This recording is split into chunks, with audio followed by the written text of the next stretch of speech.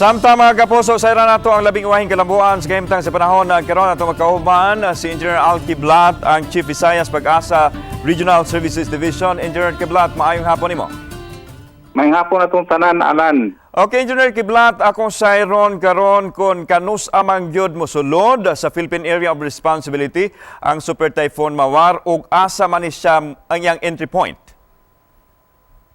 Sir Alan, padayon ni siya maglihok og west-northwest no. Expected nato sa base sa ato ang latest forecast track nga mosuod ni siya between Friday evening and Saturday morning.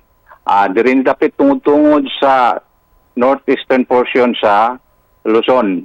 So Alan, ato ni may bawan nga ganihang alas 3 sa hapon nagkakusog ang iyang strength from 185 kilometers per hour na himo na kaning 195 kilometers per hour under category gyapon sa super typhoon.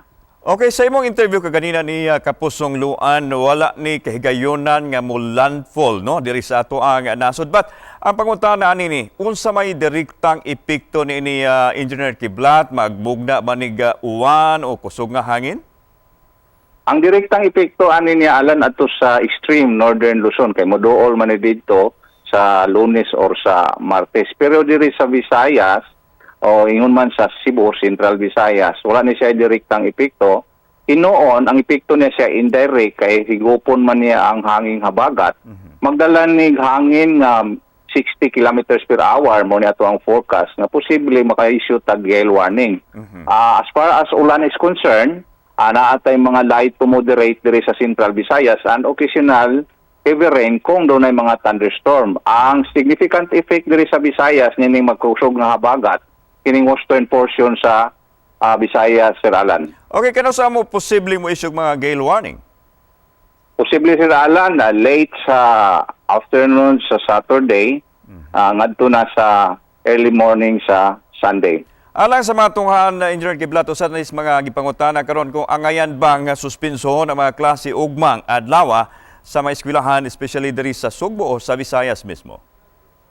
Sa pagkakuna, Alan, wala tayo gitnatantawan nga angay natong suspenso ng klase kay naman tayo malaod sa atong nasod nga suspenso ko na to ang klase kung doon na tayo tropical cyclone warning signal sa usa ka lugar o kanang bag-ong policy sa DepEd nga kung maka-issue ta og heavy rainfall warning code kanang yellow, orange o red. Sa pagkaroon wala pa man tayo nakita ang senaryo ana para ugma nga maka-issue ta og heavy rainfall warning, Sir Alan. Okay, this morning nakasinati ta gusto nga pagbundak sa uwan, makasinati ba sad ta possible tomorrow nga mga localized thunderstorm?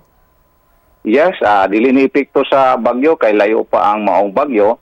Padayon tang makasinati og high chance nga mga thunderstorm labi na sa hapon o gabi, Sir Alan. Okay, with that, thank you so much, Engineer Al Kiblat, ang Chief Visayas Pag-asa Regional Services Division.